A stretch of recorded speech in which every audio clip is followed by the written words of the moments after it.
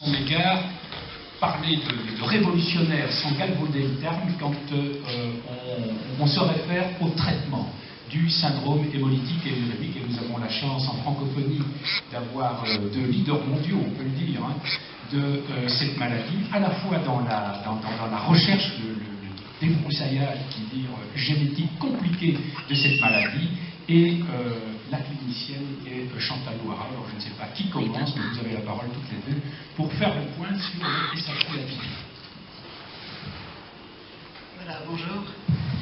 Donc on va vous faire un petit tour. Et la première diapo, elle ne ment pas. En vous parlant des progrès qui ont été faits dans le syndrome hémolytique et urémique, moi je suis bien placée pour dire que c'est l'histoire d'un rêve devenu réalité. J'ai vécu pendant 30 ans à essayer de m'occuper de patients sans aucune thérapeutique vraiment efficace et sans d'ailleurs comprendre à quoi était due cette maladie. Et puis, grâce au travail de la recherche, et donc en France de Véronique, qui est à côté de moi, Véronique Renovacci, avec en plus ce qu'elle a réussi à faire, c'est-à-dire la collaboration avec ses rivaux et amis, essentiellement une équipe équivalente en Angleterre, en Italie et en Espagne, à faire formidablement avancer les choses pour qu'enfin on comprenne. Donc, d'une maladie à laquelle on ne comprenait rien, on est passé à une maladie qu'on comprend. Et à partir du moment où on a compris, il y a eu un traitement. Et donc, quand je dis que c'est un rêve devenu une réalité, je ne mens pas. Finalement, un an avant que je parte à la retraite, il y avait un traitement. Ce n'est pas donné à tout le monde, j'ai eu beaucoup de chance.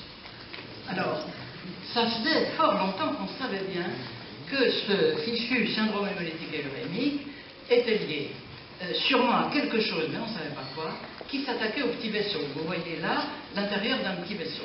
Normalement, dans nos vaisseaux, les plaquettes que vous voyez, cette chose bleue, les globules rouges circulent bien tranquillement, vont irriguer entre autres nos reins. Il se passait des espèces de caillots de plaquettes, qu'on appelle des thrombis.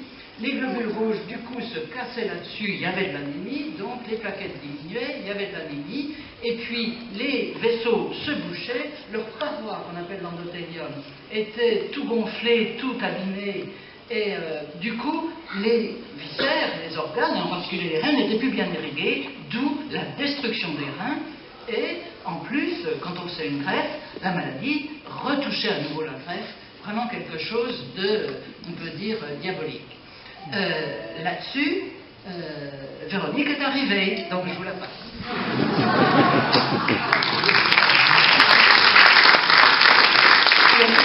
C'est pour moi une grande joie d'être ici et je vous dirais, le lien qui a été fait était de trouver que chez ces patients, il y avait un lien avec le complément et je me suis spécialisée dans mes études sur l'exploration des protéines du complément.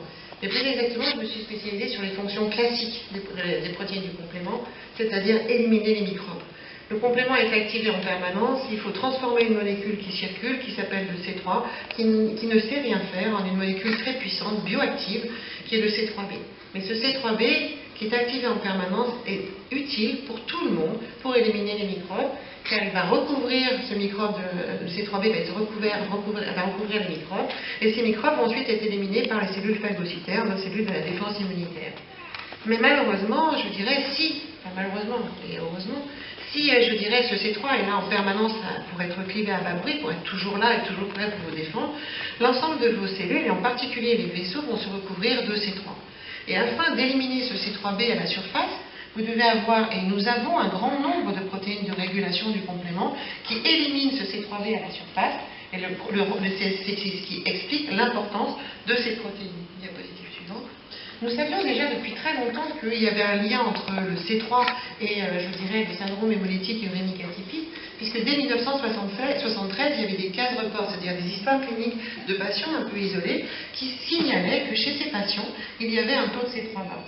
Mais la recherche a fait un bond faramineux entre les années 1998 et 2003, quant à l'initiative de l'équipe anglaise de Tim Gottlieb. Il a mis en évidence des mutations chez des patients qui avaient un C3 tout à fait normal. Et c'est à ce moment-là qu'on a débuté, où j'ai débuté ma carrière hospitalière en solo, pour pouvoir reprendre et se tourner de la pathologie classique vers la pathologie rénale. Et donc de ce fait, Ensuite, après avoir screené les mutations de H, qui signaient un problème de défaut de protection, la protéine MCP. Puis, à la réflexion, ce sont des protéines du complément, et là je reprends mon rôle de complémentologue. Moi, je me suis dit pourquoi pas aller vers les protéines, d'autres protéines du complément, et donc des mutations ont été mises en évidence sur le gène du factory. J'ai fait de l'immunologie, je me suis donc tournée vers les anticorps, et donc nous avons mis en évidence des anticorps antifactorage. Puis ensuite, sur le même principe, des anticorps, des mutations sur le gène de C3 puis sur le gène de B. Je vous dirais que ces anomalies génétiques sont identifiées dans les cohortes françaises, donc il y a un de vous qui doit avoir une de ces mutations-là. Et ces derniers travaux ont permis de dire que ce n'était pas uniquement un défaut de protection des membranes, mais aussi un défaut d'activation du complément. De ce fait, on a été quand même un petit peu à court d'idées, puisqu'on a screené tout ce qui était facile. Malheureusement, la génétique, ensuite, c'est un petit peu compliqué, car il a fallu utiliser des nouveaux outils pour identifier des anomalies génétiques beaucoup plus complexes qui nécessitent une technologie plus puissante. Tout ça, c'était une stratégie gène candidat. L'observation principale des défauts de C3 nous a amené à confirmer qu'il s'agissait bien, je dirais, des anomalies du complément. Et quand on n'a plus d'idées, on s'est tourné vers les nouvelles générations de séquences, dont vous allez avoir un topo cet après-midi, qui, sans avoir d'a priori, ont cherché d'autres gènes qui pourraient être impliqués dans la maladie.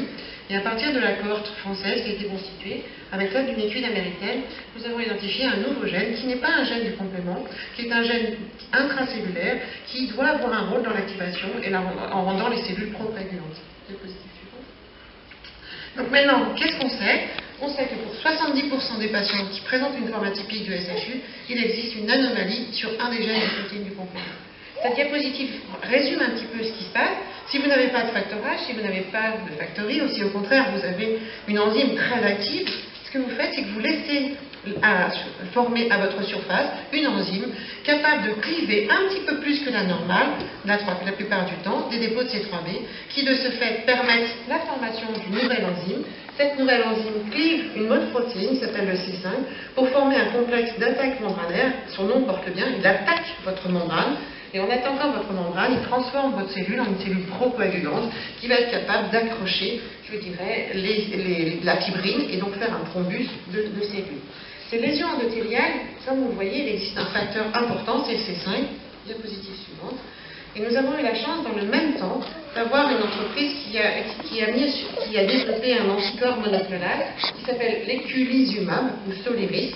Cet anticorps éculizumab bloque le C5, c'est-à-dire en présence de ce médicament, c'est réellement un médicament, le C5 ne peut plus être clivé. C'est-à-dire que l'affinité de cet anticorps est beaucoup plus forte, 100 fois au moins plus forte, que l'affinité de ce C5 pour cette cellule, pour cette nouvelle enzyme. De ce fait, malheureusement, nous ne traitons pas la phase initiale de la maladie, on n'arrête pas l'activation. Vous avez en permanence ce dépôt de C3 sur la cellule membranaire, mais ce qui vous rend malade, c'est cette activation par le complexe C5b9, et de ce fait, ce nouveau médicament a le potentiel de stopper l'activation du complément. Diapositive suivante. Et donc, de ce fait, je passe la parole. Voilà, donc on était en 2008-2009, et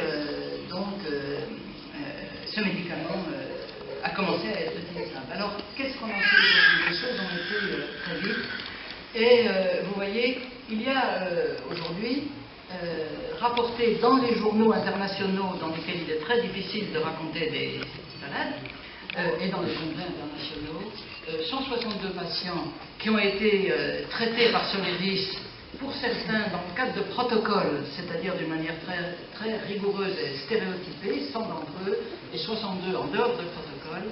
Donc vous voyez, c'était beaucoup d'adultes, parce que les premiers essais ont été réservés aux adultes, des enfants, beaucoup traités pour leur maladie initiale, ce qu'on appelle le FUS sur les reins natifs, c'est-à-dire ses propres reins, mais aussi 43 pour récidive après greffe, et 13 qui ont été traités avant même d'avoir une greffe pour empêcher la récidive. En France, pour vous donner une idée, on a connaissance de presque 400 patients atteints de syndrome hémolytique urémique atypique. Vous voyez, 215 adultes, 160 enfants. Il y a 20 à 40 nouveaux cas par an. Et environ 160 d'entre eux ont été traités par l'éculizumab. Donc, ça n'est pas un cas par-ci par-là, c'est maintenant de très grosses cohortes. La suivante.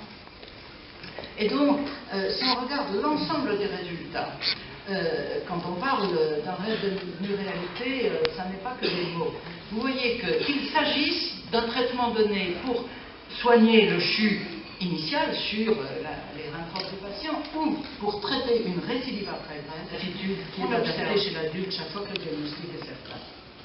Et de même, compte tenu du drame qui est une récidive après greffe, qui détruit le plus souvent le greffon, chaque fois qu'un patient est à très haut risque de récidive, c'est le cas quand le patient soit déjà perdu les premières greffes par récidive et qu'il a une mutation du facteur H ou C3-UB en particulier, de plus en plus l'éculizumab maintenant est donné pour prévenir la greffe, c'est-à-dire on commence juste avant d'aller au bloc opératoire pour prévenir la greffe. Et il y a des résultats absolument fantastiques dans ce domaine.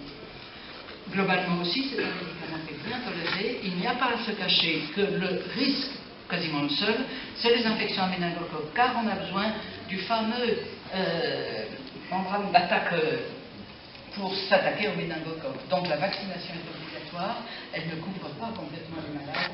Et on sait que par exemple sur les 100 patients inclus dans des protocoles, il y a eu un patient qui, malgré la vaccination, a eu une infection à méningocoque. Et en France, sur les 160 cas traités, il y a eu un patient. On sait que le risque est d'à peu près une infection à méningocoque pour 200 patients traités.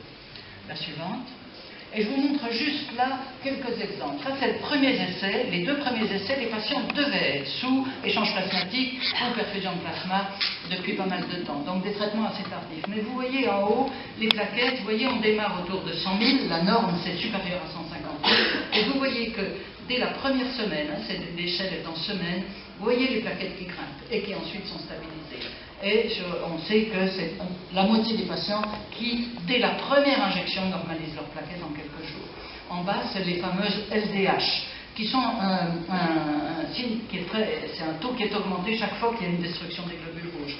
Et vous voyez que le taux qui est autour de 350, c'est-à-dire trop haut, là aussi diminue, moins vite que les plaquettes n'augmentent, mais quand même très très rapidement. Et vous voyez que le délai moyen de normalisation est de 14 jours. La suivante. Et ça, c'est dans ce même essai, donc des patients traités relativement tard. Ils étaient traités en moyenne au bout de presque un mois d'échange plasmatique. Vous voyez que, alors, GFR ou DFG, c'est filtration glomérulaire, c'est-à-dire c'est le travail du rein, la qualité du travail du rein. Normalement, la clairance, elle doit être autour de 90, normalement, on appelle ça la clairance. Et vous voyez que, ça c'est l'augmentation. Donc vous voyez que dès le T0, c'est-à-dire la première injection, vous voyez que dans les 4 premières semaines, l'amélioration de la fonction rénale, qui va se poursuivre en tout cas au moins jusque vers 26-28 semaines, vous voyez, donc sur 6 mois, et puis qu'ensuite elle est parfaitement stabilisée, si bien que ces patients qui partaient, vous voyez, d'un travail du rein à 23 de filtration glomérulaire pour une norme supérieure à 90, vous voyez que malgré, dans ce premier essai, une mise en route relativement tardive du traitement, il se retrouvait avec une clairance à 56, c'est-à-dire ce qui est très bien. Ceux qui étaient en dialyse, pour la plupart, sont sortis de dialyse, et si bien qu'au bout de 2 ans de traitement, il n'y en avait que 12% qui n'avaient pu sortir de dialyse, c'était tous des malades pour lesquels le traitement avait été commencé tard. Et dans tous les essais, il y en a eu 4, l'observation a été que plus le délai entre le début de signes de chute et le début du traitement était court, plus on gagnait de la fonction rénale. C'est très important. La suivante.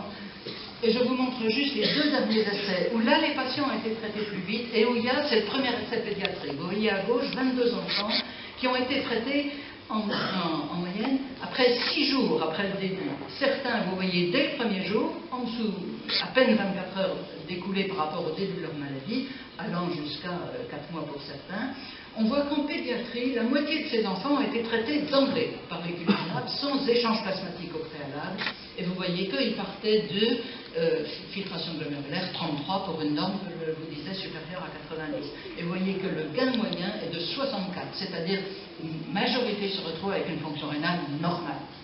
Chez l'adulte, vous voyez, traité plus tard, 15 jours, c'est le dernier essai chez l'adulte, encore pratiquement tous, vous voyez, avec des échanges plasmatiques au préalable, puisqu'il n'y en avait que 15% qui n'avaient pas eu d'échange avant. Donc traités plus tard, ayant déjà eu le temps de pas mal abîmer leur rein, avec du coup une fonction rénale, vous voyez, 17 de clairance, c'est franchement une insuffisance rénale très profonde, où là le gain est moins bon, vous voyez, il est de 29.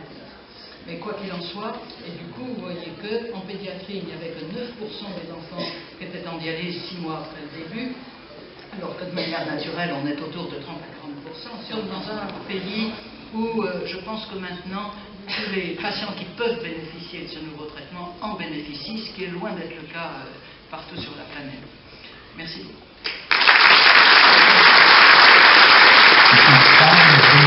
Qu'est-ce que vous pourriez en dire? Il y a de nombreuses pistes. Je dirais, il y a de nombreuses pistes, de nombreux médicaments qui sont en développement. Le développement, malheureusement, coûte extrêmement cher. Mais je dirais, le complément, c'est une cascade d'activation. Et donc, le souhait des nouvelles thérapeutiques, c'est de bloquer, je dirais, au tout début de cette activation. Donc, vous avez des médicaments qui vont augmenter votre capacité à mieux réguler. Donc, ils vont vous donner du facteur H en meilleure forme. Ils vont des médicaments qui vont vous permettre que vos régulateurs médicaments vont se mettre au site du rein et pas n'importe où. Le but, c'est de soigner, c'est une maladie rénale, et donc c'est de soigner le rein. Donc il y a des médicaments qui vont se glisser et qui vont aller cibler des molécules au niveau du rein pour pouvoir être actifs. Il y a des médicaments qui vont arrêter la cascade d'activation pour être plus actifs en phase initiale. Donc il y a un potentiel, je dirais énorme. Je pense qu'on a encore beaucoup de choses à apprendre sur tous ces médicaments. Vous avez encore du travail pour de nombreuses années. Merci encore à toutes les deux.